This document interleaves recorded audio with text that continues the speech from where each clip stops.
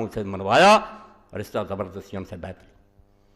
اب اس کا نمونہ دیکھیں، پیسے کن لوگوں کو، مجھے آپ کو کون دیتا؟ عوام تو پہلے ہی بکے ہوتے ہیں، بڑوں کی طرف دیکھتے ہیں، ایک ہی بلوچستان میں بیٹھ جاتا بڑا سردار، وہ لے لیتا کروڑوں، عوام بیچارے تو اس کے ساتھ ہوتے ہیں۔ سردار قابو آ گیا، ٹھیک ہے بیٹھو آرام سے، جیسے جاوید ہاشمی نے پیر صاحب کا لکھا، میں باغی ہوں میں، کہ میرے سامنے کی بات ہے کہ پیر صاحب نے کروڑوں لیا اور حروں کا خون جو تھا کہتا جا آرام کرو، پہلے خون لینا ہے حروں کا، بعد میں چھوڑ دیں۔ آپ کچھ نہیں جانتے کہ یہ لوگ کیا کرتے ہیں، سب دنیا کے لالچی دھوکہ باز ہمیں فریب دیتے۔ اب انہوں نے پیسے بھیجے، اور کس شخص کو بھیجے؟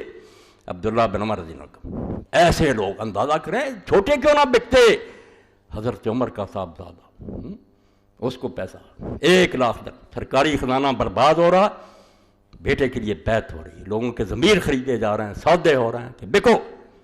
یہ پڑھ فتح الباری 13ویں جلد اور 70 صفحہ، کتاب الفتن، فرماتے ہیں فارسل علیہ معاویہ ب100,000 درہم، لاکھ بھیجا، لاکھ اس زمانے کا پاخا تھا۔ عبداللہ بن عمر نے لے لیا، انہیں کیا پتا تھا کہ ہماری مدد کر رہا بیت المال سے، ہمارے حق ہے۔ فدس علیہ رجل، بعد میں ایک آدمی بھیج دیا سکھلا پڑھا کر، تو کہا لو بھائی ہم نے کہا تبایا، کچھ دنوں کے بعد کہا کہ آپ یزید کی بیعت کیوں نہیں کر رہے تھے؟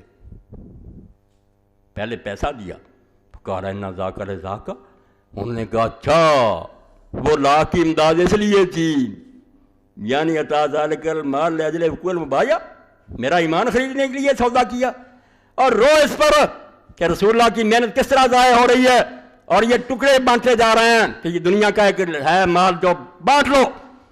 اللہ کے بندو، رسول اللہ نے کیا خلافت دی اور خلیفوں نے کیا کیا، اور اس کے صحیح ہے سلوک؟ تو ابن عمر نے کہا کہ وہ مال اس لیے دیا، اور ساتھ ہی کہا ان دین عندی اذ اللہ رخیص، پھر تو میرا دین بہت سستا ہوا۔ معاویہ نے اگر یہ سودا کر رہا ہے تو میرا دین تو بہت سستا ہوا، پھر میں 1000 روپے یہ لاکھ لے کر ایمان بھیج دوں۔